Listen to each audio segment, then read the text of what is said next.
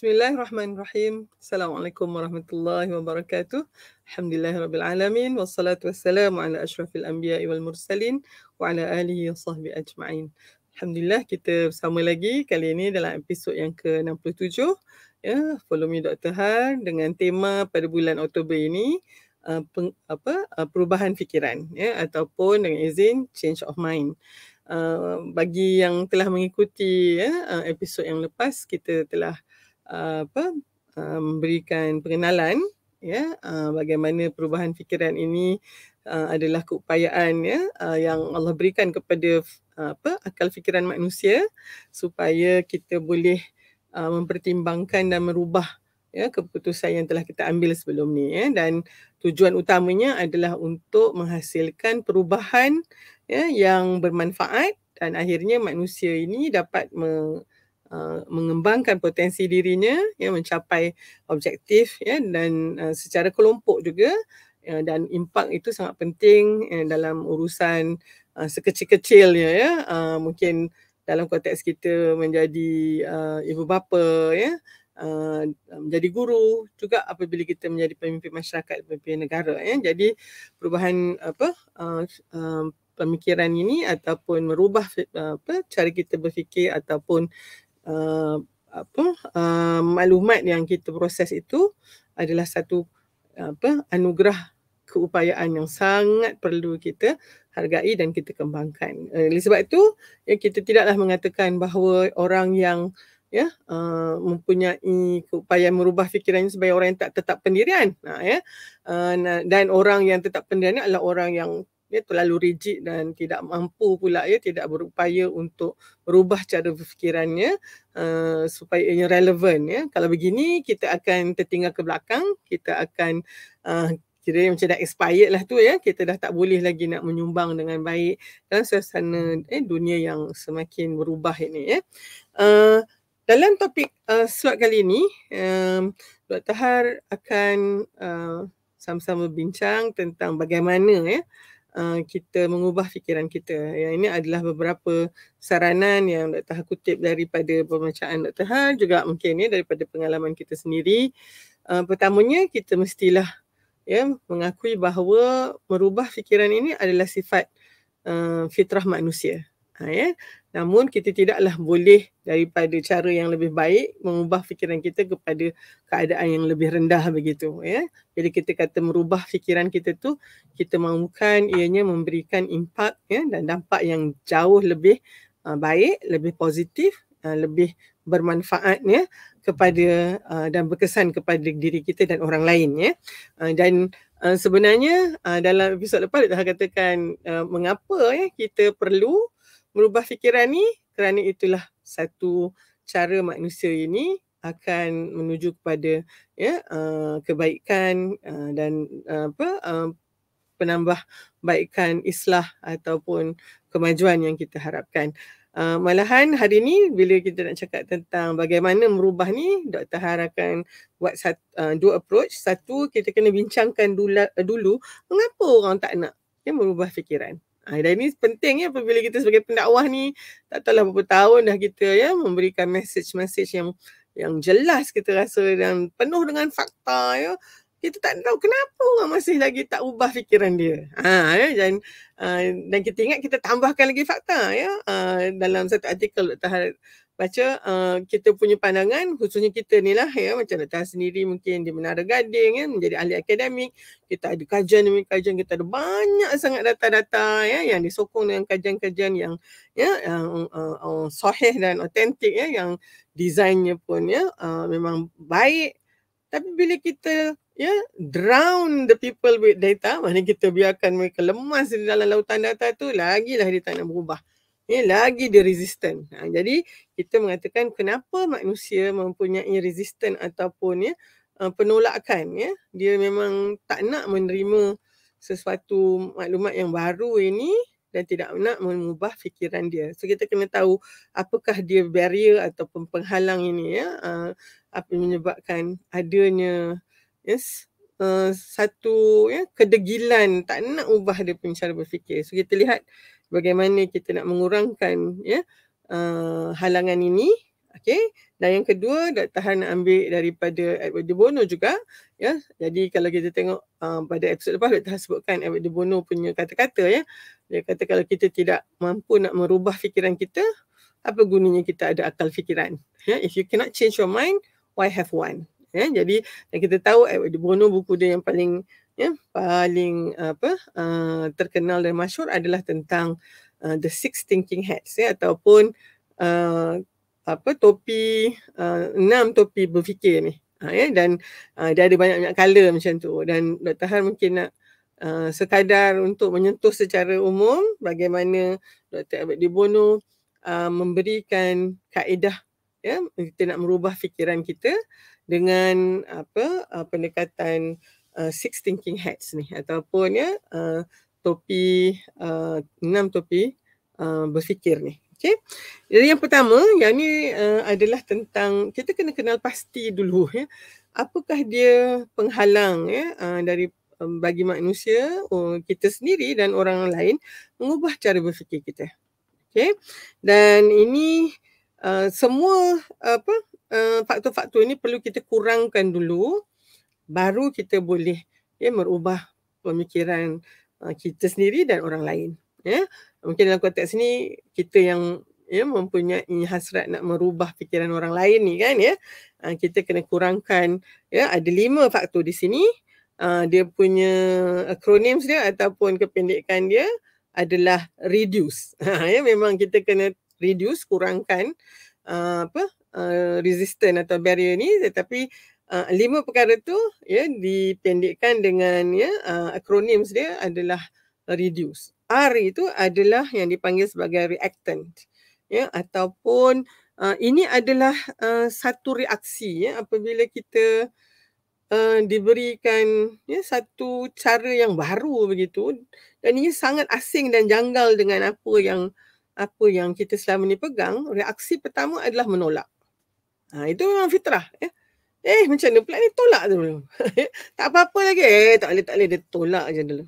Ya, jadi apabila dia tolak pula tu, dia bagilah hujah-hujah dia, kita balas balik lagi dengan hujah kita tolak balik. Jadi berlakulah, ya, reaksi tolak menolak ni. Ni biasa kan. Kalau katalah ni selalu kalau misal contoh, ya, paling senang kalau kita nak bagi contoh ni mungkin dari sudut pendirian politik, ya. Kita mungkin balik kampung, ya, sepupu sepapat ni tengah duk minum makan rendang dengan ketupat tu, tiba-tiba, ya, adalah seorang memberikan pandangan politik dia tentang satu perkara. Seorang lagi tak setuju. Jadi apabila dia diserang begitu, dengan pandangan yang sangat jauh daripada dia akan menolak balik. Jadi itu satu, iaitu reactant, ya, ataupun perkara-perkara yang, ya, barrier kita adalah kadang kita tak mau terima tu kerana kita tak suka, ya, dia memang, ya, kita just tak rasa serasi lah dengan telinga kita, dengan pandangan kita selama ni, ya. Dan ini yang mungkin juga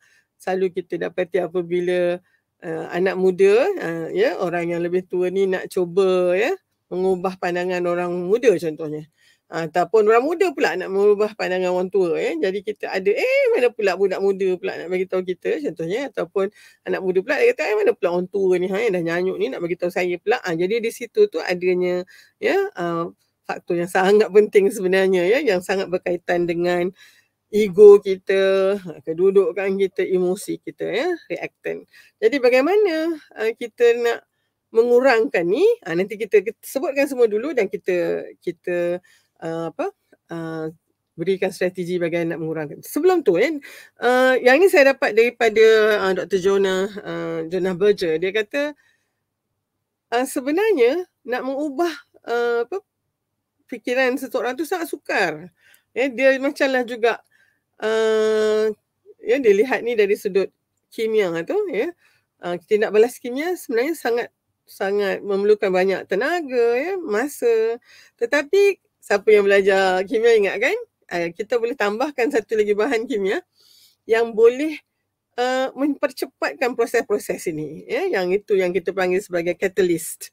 Ya, catalyst ni maknanya tindak balas yang mungkin mengambil masa, ya, lama itu boleh berlaku dalam sangat sekejap dan dia mengurangkan juga tenaga yang diperlukan untuk perubahan tersebut. Jadi untuk, ya, memastikan kita mempunyai catalyst, ya, di dalam merubah fikiran manusia ni, kita kena pastikan, ya, yang apa, penghalang ini kita kurangkan. Ya, jadi di situ pastilah, ya, perubahan akan berlaku dengan lebih cepat lagi. Jadi satu, kita kena kurangkan, nanti kita sebut tentang bagaimana nak mengurangkannya, tapi buat masa ni saya sebutkan dulu apakah, ya, faktor-faktor penghalang tersebut. Tadi tu adalah reaksi ataupun pada saya lebih kepada emosi, ya, emosi kita gitu, ya.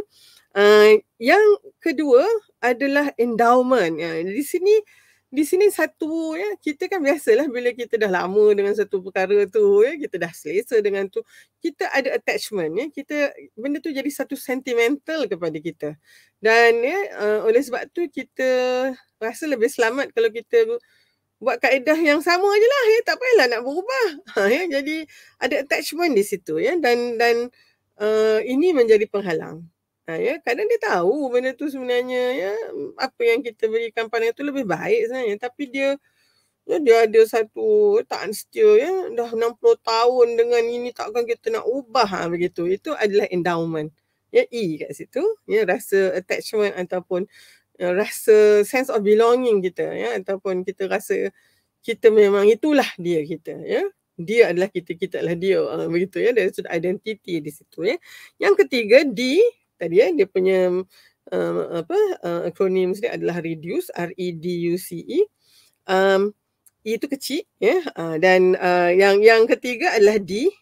D ni adalah distance ataupun jarak, ataupun perubahan yang kita minta itu terlalu luas, ya, terlalu jauh begitu. Ya, jadi memang sangat sukar. Lagi besar, ya, jarak tersebut, maknanya daripada cara berfikir begini kepada cara berfikir satu lagi tu terlalu jauh.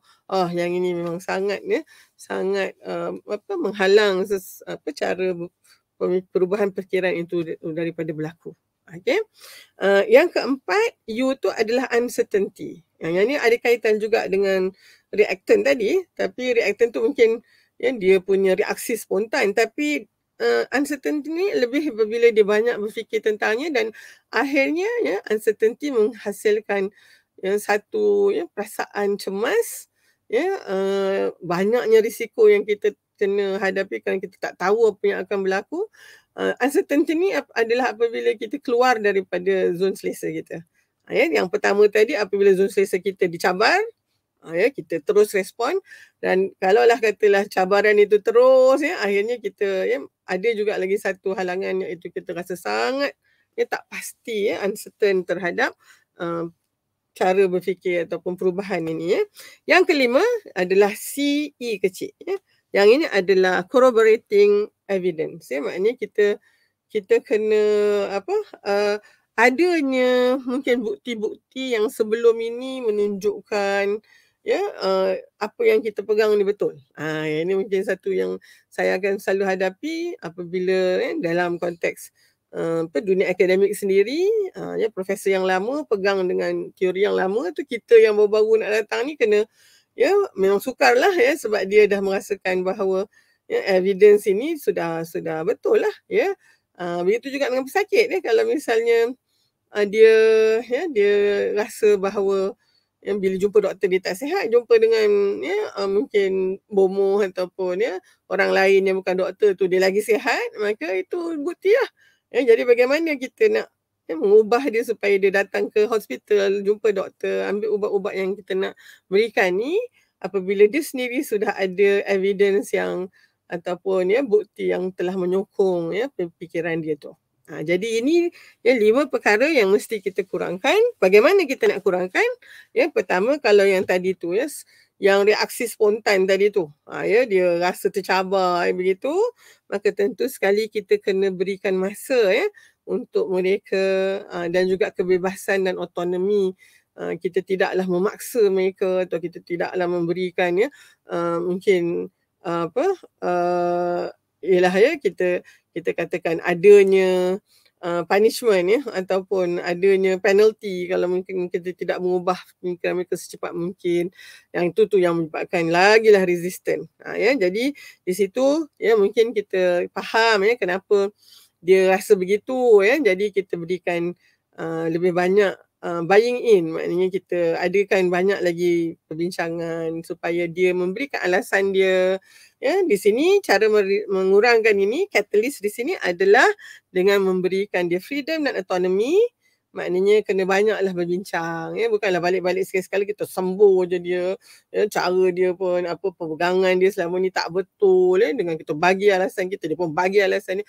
Kita mungkin kena banyak dengan akhlak ya, dengan juga rasa yang lebih sopan ya, kita berikan adanya di situ ruang ya untuk mereka mengubah cara mereka berfikir. Memang dia ambil masa ya, tetapi mungkin ya kita berikan tidak adalah seolah-olah satu tekanan ya, paksaan ataupun hukuman sekiranya mereka tidak segera merubah fikiran mereka tu. Okey, pertama. Saya rasa ni bukan rocket science. Ini maknanya kalau yang cepat tu kita kena sabar sikit. Ya, sabar sikit tapi jangan putus asa. Okay. Yang kedua, endowment tadi kan. Orang tu dah rasa, oh dia kan dulu kini selamanya dengan ini sajalah. Ya, sebab dia ada attachment tadi tu. Ataupun dia ada ya, dia nak pertahankan status quo ni kan. Dan ini ada kaitan jugalah dengan uncertainty tadi ya. Jadi kita kena pastikan ya mereka boleh melihat perubahan ya, fikiran dan juga tindakan yang akan berlaku tu, yang kita minta tu sebenarnya berlaku dalam ruang lingkup zon selesa lagi ya, ianya selamat ya, dan dia tidaklah ya kita challenge atau cabar ya untuk dia buang betul-betul identiti dia sebelum ni. Ya, jadi yang ini ni mungkin salah satu kesilapan agaknya ya, apabila kita nak buat satu perubahan tu kita tidak mengambil kira tentang perkara ni. Jadi mungkin dia nak perubahan ya, dia nak berubah cara berfikir tapi dia masih lagi sayangkan ya identiti dia, cara berfikir yang begini ni. Dan oleh sebab tu kalau kita tidak memberi fokus kepada aspek endowment ataupun ya sense of belonging ini, maka ketika tu nanti mula-mula dia okey, lama-lama dia lagi risau dan dia balik kepada cara berfikir yang lama ya. Yang ketiga, distance tadi tu. Kita tak boleh demand atau memaksa mereka membuat perubahan yang banyak ya. Maka dengan itu kita berikan orang kata runcit-runcit lah. Banyak mana yang perubahan. Jadi mungkin kalau perubahan tu memerlukan ya kalau kita berikan ruang yang mungkin satu bilik tu, kita mungkin kena berikan kat dia ya peluang untuk mengubah cara berfikiran itu secara runcit-runcit lah.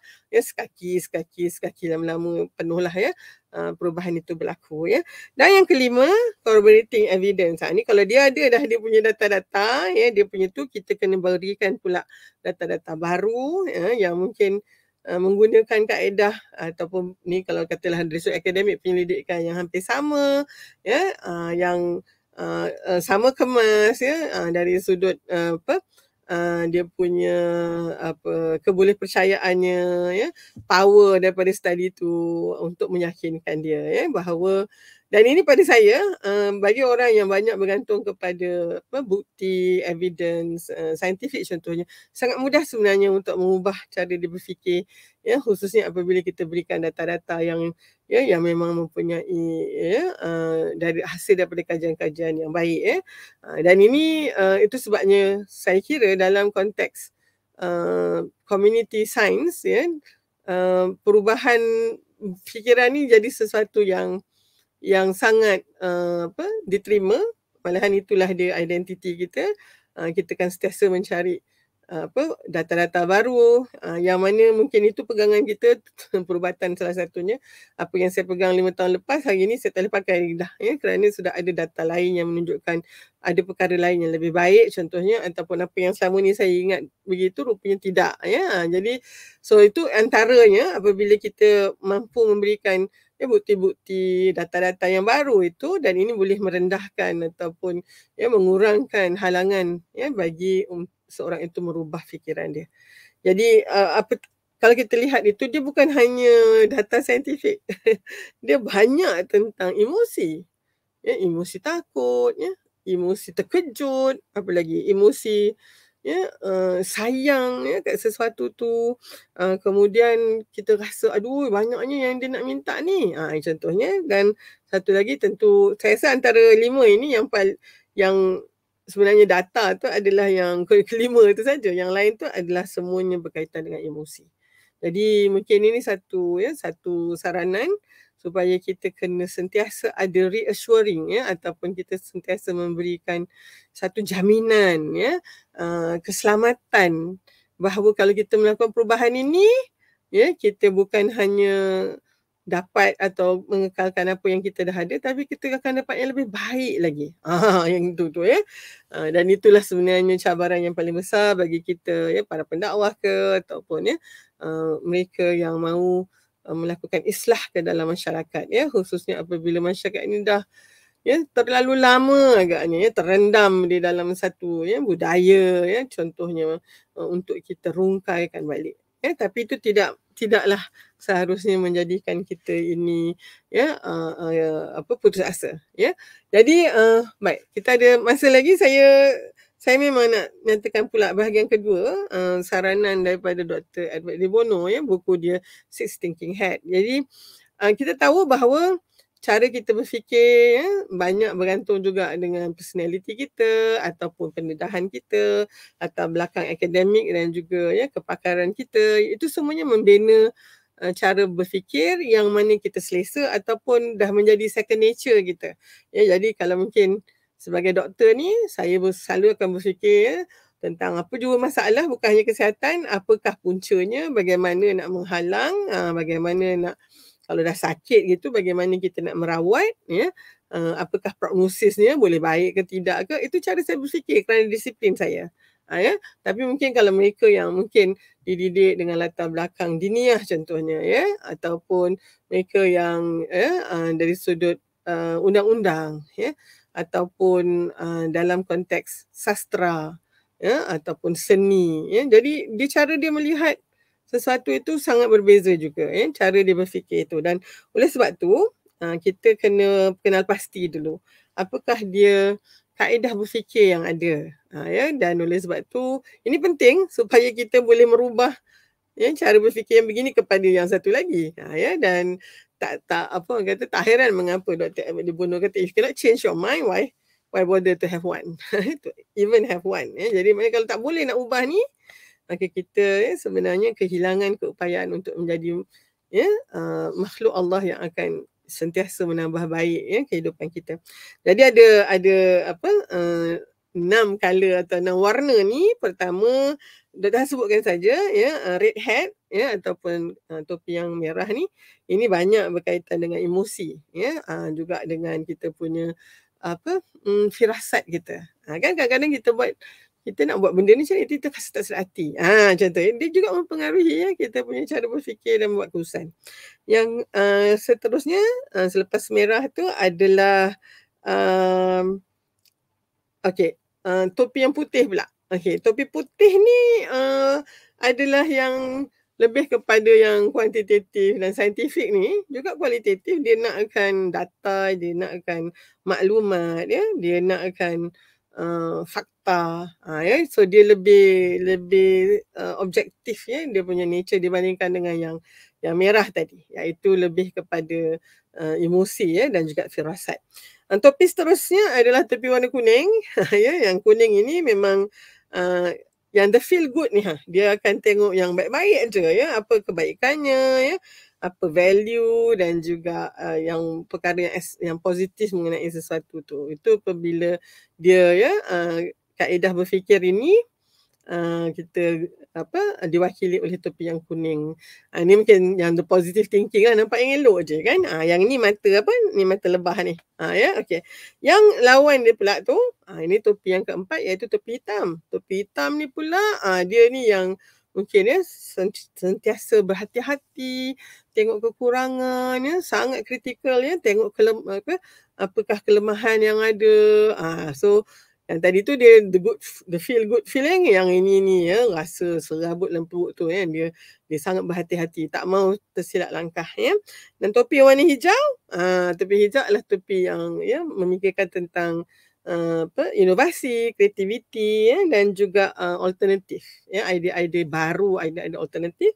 Dan yang blue hat ni adalah ya otak yang menyelaraskan semua ni ya, dan memberikan fokus, memberikan rumusan. Ya, jadi otak ni adalah ya, kalau kita tengok otak ni diperlukan di setiap pembuatan keputusan. Ya, di peringkat awal kita tengok dulu apa dia faktanya, begitu. So ya, kita fikir dengan topi putih ni, dapatkan sebanyak mungkin data yang menyokong, data yang the pros and cons kan, semua tu. Okey. Kemudian kita mungkin bolehlah letakkan topi kuning dulu. Ya, topi kuning ni kita kata, oh inilah yang bagus ini nanti macam ni. Seronok kita rasa kan. Tapi lepas tu kita pakai topi hitam pula. Topi hitam kata, kejap ya. Yang ini bukannya tak ada kos yang ni ya. Mungkin dapat seronok sekarang tapi dalam 5 tahun, itu topi hitam. Topi hitam kan fikir semua yang tak elok je ya, atau bagaimana. Dan ya, topi merah ya, dia mengatakan, okey, saya rasa tak berapa bestnya tu macam ni, tapi yang best tu dia begini. Jadi kita ambil kira tentang emosi. Kemudian mungkin ya, untuk dapatkan penyelesaian ataupun ya hasil yang paling baik itu, kita kena pakai topi hijau ya. Masa ni kita sangat berkreatif ya, kita cuba ya gabung, jalinkan semua idea. Dan ya, topi biru lah yang nanti akan ya mengendalikan perjalanan ini. Mari kita rumuskan ya, mari kita buat summary, mari kita buat tindakan seterusnya. Jadi ya, nampaklah kan dalam diri kita sendiri pun, kalau kita nak buat keputusan, kita boleh guna ya kaedah topi ni. Dan tentu sekali kita kena berubah cara kita berfikir tu, akhirnya kita mendapat satu keputusan yang terbaik. Ya, kalau kita dalam organisasi pun, kita tahu ya siapa di antara kita tu yang lebih banyak pakai topi apa. Tapi orang yang pakai topi biru ni lah yang kena mengendalikan semua. Ya, ataupun juga boleh kita kata, okey, kita ada satu keputusan, mari kita go ikut proses ni. Okey, sekarang semua orang fikir macam topi putih. Ya. Walaupun mungkin orang yang tak suka sangat data-data ni dia rasa terseksa lah masa ni. Tapi orang yang suka data sangat suka ya. Tapi kita semua ya berikan peluang untuk semua orang ya memberikan input dari sudut konteks data dan ya maklumat baru contohnya kan. Okey, maknanya masa ni jugalah kita pergi cari ya dalam enjin carian kita apa yang terbaru mengenai perkara ni dan seterusnya. Kemudian okey, kita kata baik, sekarang mari kita letakkan topi kuning pula. Mari kita tengok apa kebaikan dia. Kan? Lepas tu mari kita pakai topi hitam pula. Jadi inilah ya cara bagaimana kita nak merubah fikiran kita. Dan saya kira apabila kita banyak melatih diri kita melalui ya cara-cara berfikir yang begini, kita akhirnya akan mendapat satu keputusan ya, kalau dalam konteks ya kolektif tu, satu keputusan syura yang sangat komprehensif, telah menimbangtara segala kemungkinan, dan insya-Allah ya hasil daripada perbincangan yang begini, di mana kita dapat memandu ya cara kita berfikir itu, akhirnya sangat bermanfaat kepada kita semua.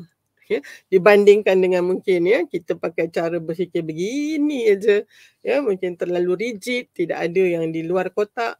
Tapi tak bolehlah juga ya kita ada flip flop, kita ada ya satu cara berfikir yang tahap rendah ni kan ya, mungkin tak ada data ya, tidak ada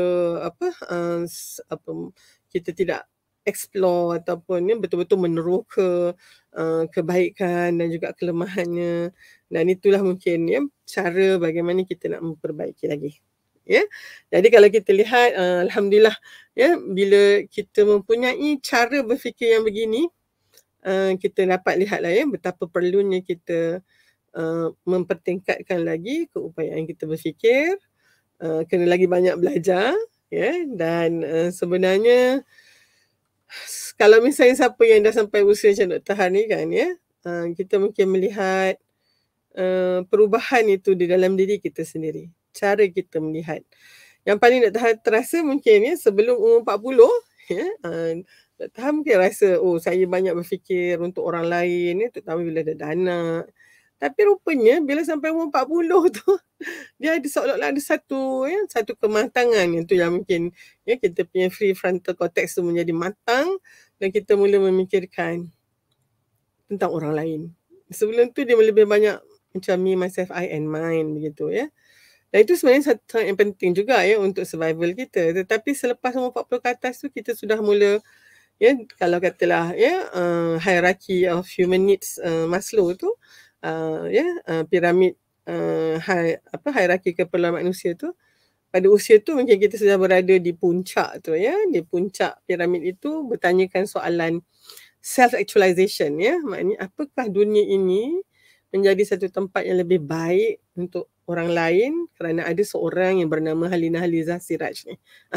Di situ. So di situlah agaknya kita mula melihat perspektif yang baru dengan pengalaman yang ada ya.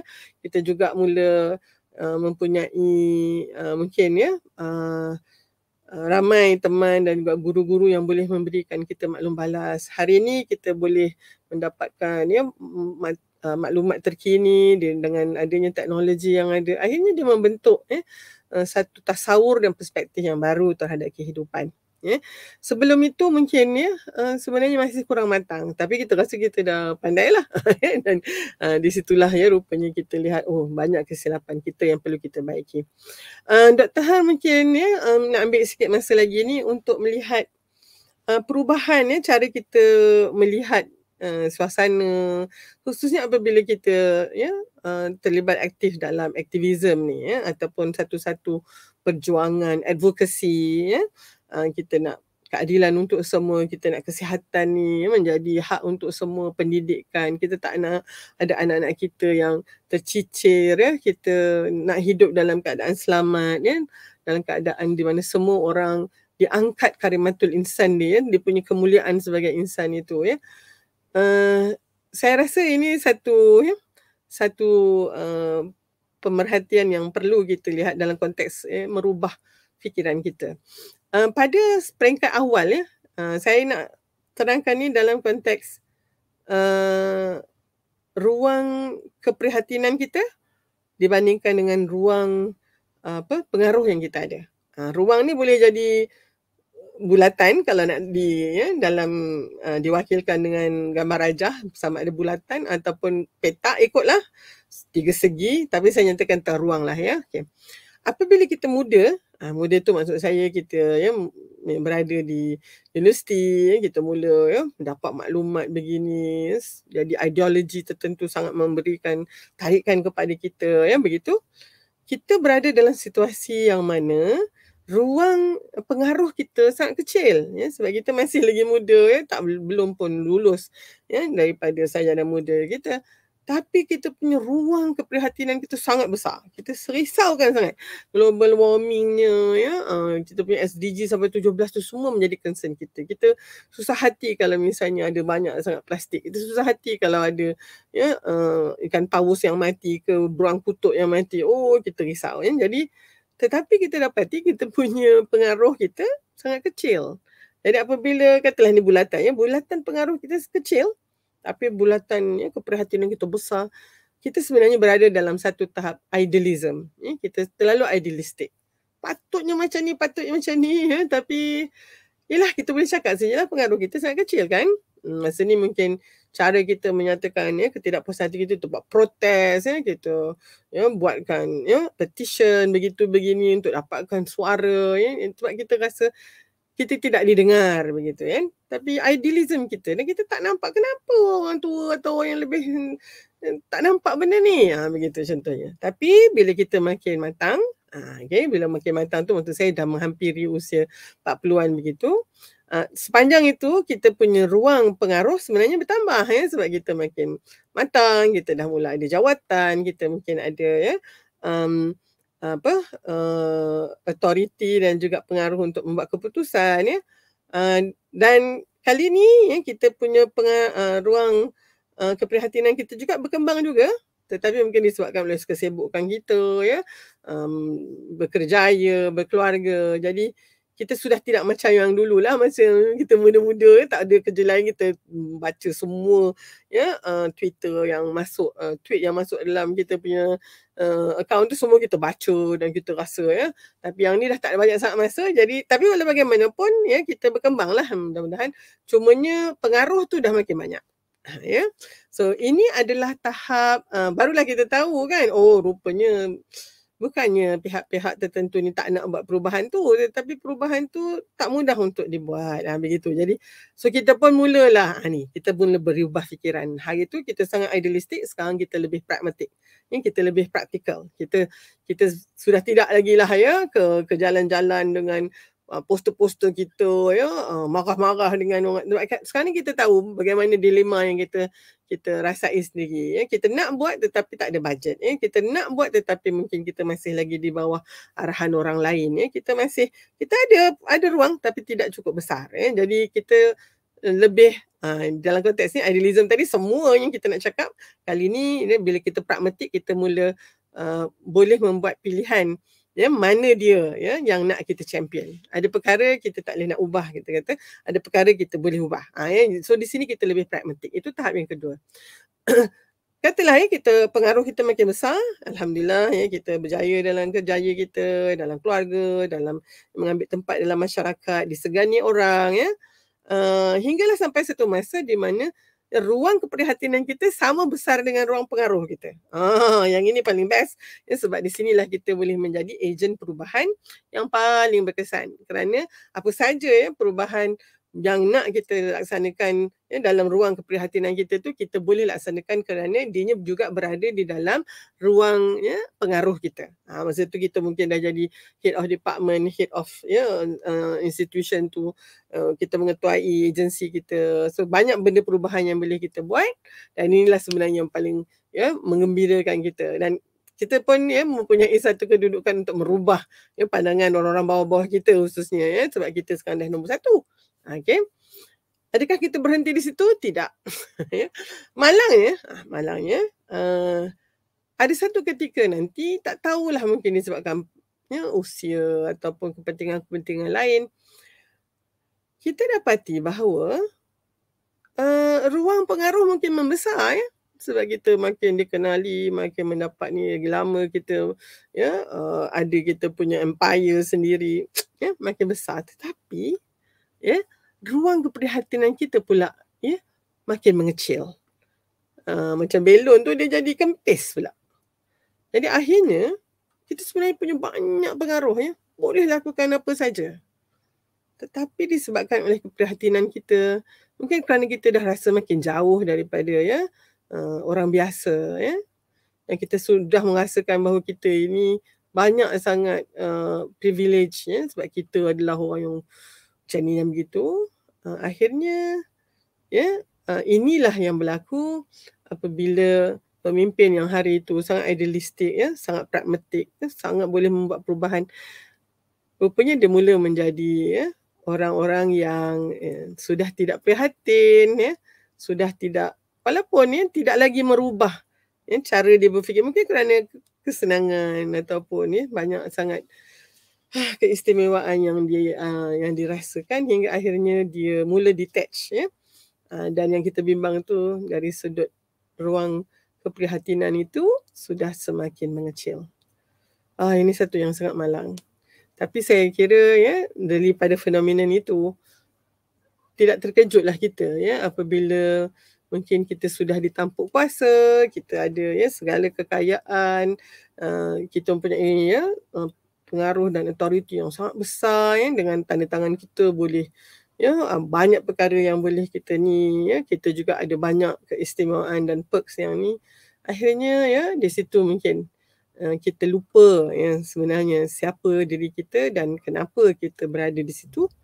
Itulah sebenarnya yang sangat mendukacitakan, tapi itu juga adalah perubahan fikiran yang menuju kepada ya sesuatu yang lebih merosakkan. Dan ini adalah satu teori penggiliran ya yang berlaku dalam Al-Quran juga disebutkan ya, selepas satu orang baik itu akan ya diikuti dengan ya generasi yang lemah pula.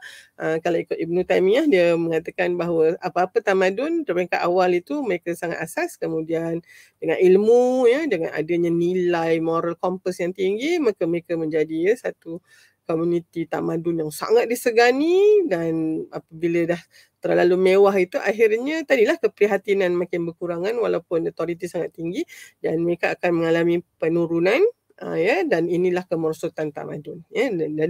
Dan ketika ini nanti teruk sangat jatuhnya ya, sampai mungkin dah tak macam ya kehidupan manusia yang biasa, maka akhirnya berlakulah satu lagi tajdid ataupun penambahbaikan, dan bermulalah lagi ya cycle perubahan daripada yang dah teruk tu akhirnya yes.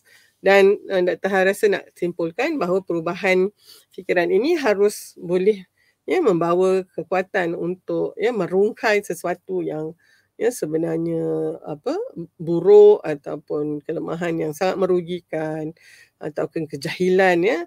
Ianya harus diruntuhkan dulu, baru kita boleh membangunkan cara fikiran yang lebih produktif, lebih baik lagi. Ya, yang tu kita selalu dengar ya, kita kena bangunkan kefahaman dan juga komitmen kita ini di atas runtuhan kejahilan dan kebodohan kita sendiri. Dia tak boleh pergi sekali. Jadi itu mungkin satulah ya, usaha-usaha kita untuk mendidik masyarakat. Tapi jangan lupa untuk kurangkan ya 5 elemen penghalang tadi tu yang ya, banyak berpusat pada emosi dan juga fakta. Tapi itu satu pada pandangan Dr. pengajaran yang sangat berharga.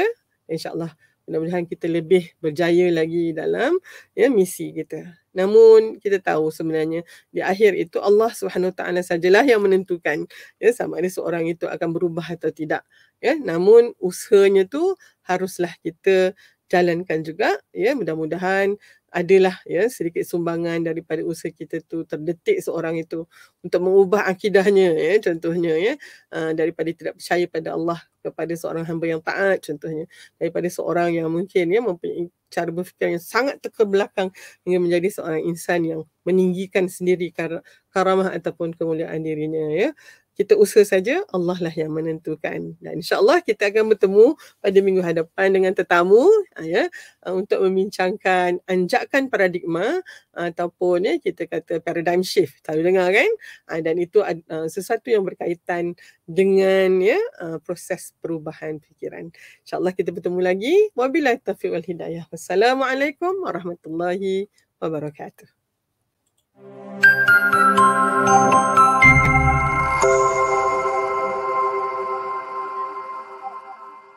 Bersama membina masyarakat rahmah Tibika.